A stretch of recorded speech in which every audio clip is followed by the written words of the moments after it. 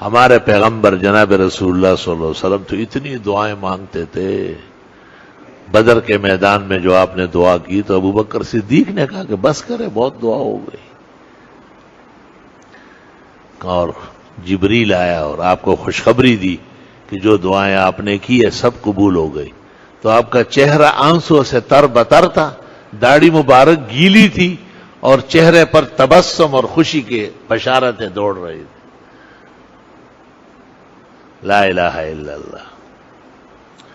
الادب المفرد میں بخاری نقل کرتے ہیں کہ آپ کی بعض دعائیں ایسی ہے کہ آپ پورے پورے دن رات مانگتے تھے. اس لیے میں نے اس سے ایک قاعدہ بنایا کہ ایک رسم دعا ہے.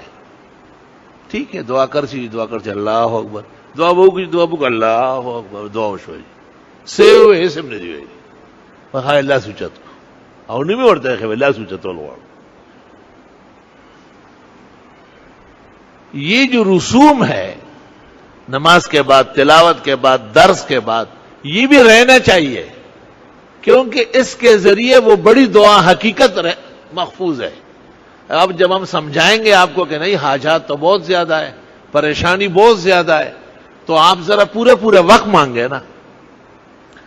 آپ نے منگل کے دن ظہر سے لے کے عصر تک، بدھ کے دن ظہر سے لے کے عصر تک، جمعرات کی صبح کو جبریل آیا اور کہا کہ مبارک. اتنے بڑے پیغمبر، صاحب المجد والکرامہ، صاحب الاعراج والمعراج، صاحب القرآن، لیکن دعا آپ کی گھنٹوں دعائیں مانگ رہے، بیٹھے ہوئے دعا مانگ رہے، زارو قطار رو رہے. میں مسجد کے محراب میں قرآن کے سامنے بیٹھ کر کہتا ہوں، ایک مسئلہ بیان کرتا ہوں، وہ یہ کہ دعائیں تفصیل سے مانگو اور دل سے مانگو.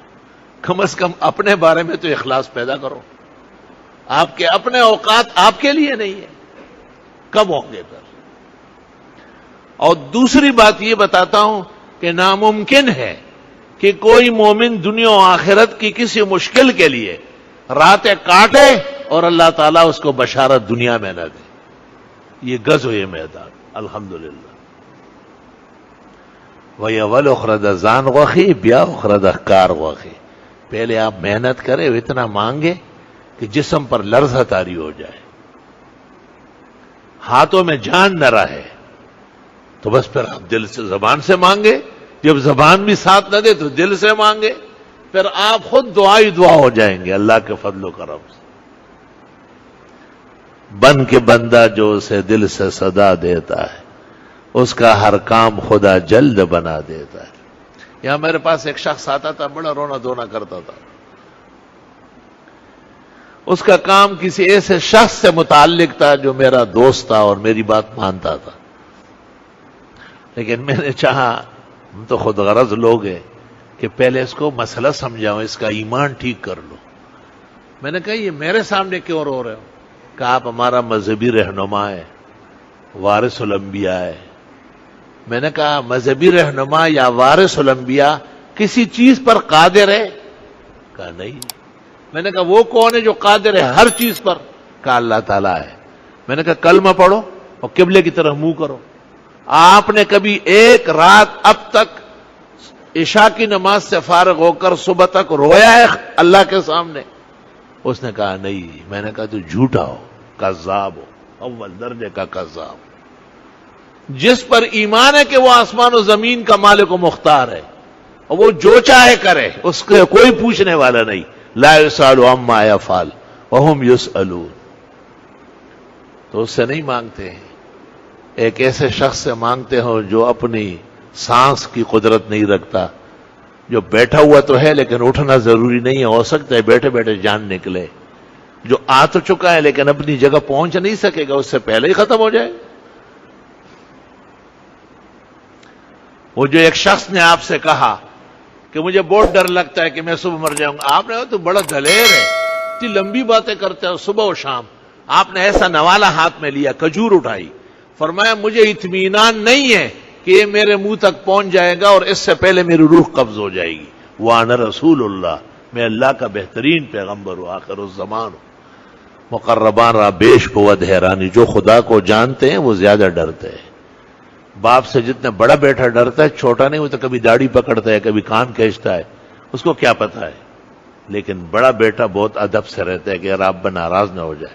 علماء و عوارف، اولیاء و صلحاء اور اکابر امت اس لیے لرزیدہ و تپیدہ، رنجیدہ رہتے ہیں کہ ان کو معلومات بہت زیادہ ہے.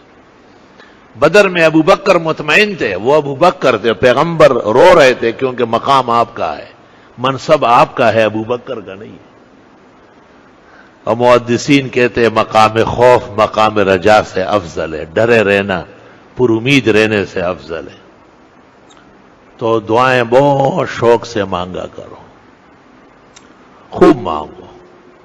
کوئی ضروری نہیں کہ نماز کے بعد، نماز سے پہلے وقت دے دیا اللہ نے، مانگے.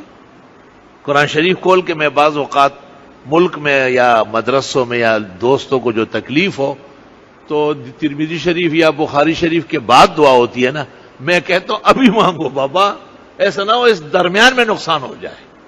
جیسے ہی میں بیٹھتا ہوں طالب علموں سے درخواست کرتا ہوں کہ پہلے دعا مانگو، یہ پریشانی پیش ہے، الحمدللہ.